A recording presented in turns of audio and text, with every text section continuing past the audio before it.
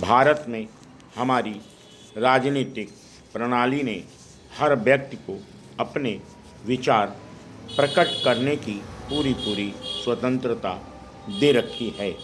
हमें विश्वास है कि जनता में प्रतियोगी सिद्धांतों को तोलने और हम अपना निर्णय करने की समझ है और वह झूठे सिद्धांतों को ठुकरा देगी और सच्चे को स्वीकार करेगी।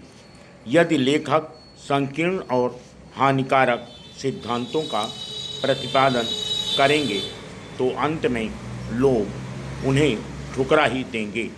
9 स्वतंत्र देशों के हम लोगों को अंधविश्वासी ताकतों के विरुद्ध एक जबरदस्त संघर्ष करना है।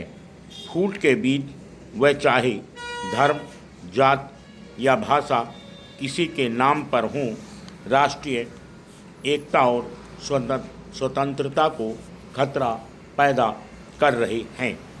अपनी स्वतंत्रता की लड़ाई के दौरान हमें जो अनुभव हुआ उससे हमने सीखा है कि हमारी आपसी फूट के कारण ही हम कमज़ोर होते हैं और जब भी हम संगठित रहे हैं हमारी शक्ति असीम रही है और यह बहुत बड़ी चीज़ है।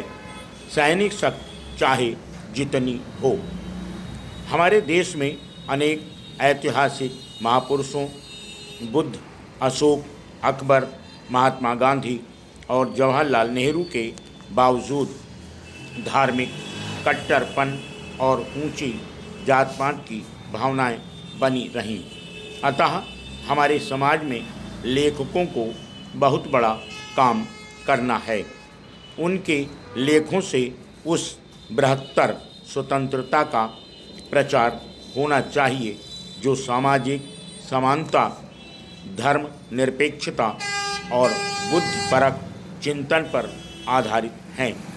एक प्रश्न बार बार पूछा जाता है, क्या लेखकों को राजनीति में भाग लेना चाहिए? यह तो उन्हें सोचना है। राजनीतिज्ञों को कोई आदेश नहीं देना है।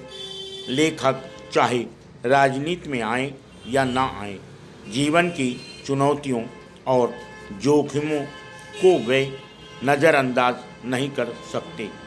वे जनता के सुख दुख की उपेक्षा नहीं कर सकते, अन्यथा वे किस प्रकार के साहित्य का सृजन करेंगे? क्या उन्हें अपने काव्य और निबंधों, अपने नाटकों और उपन्यासों द्वारा जीवन को समृद्ध नहीं करना चाहिए? छपाई, शिल्प और प्रशासन को हमेशा मानव कल्याण और लोगों की भलाई के लिए ही नहीं उपयोग किया गया है। असंख्य पुस्तकें और पत्रिकाएं ऐसी हैं जो पक्षपात, घृणा और हिंसा का प्रचार करती हैं।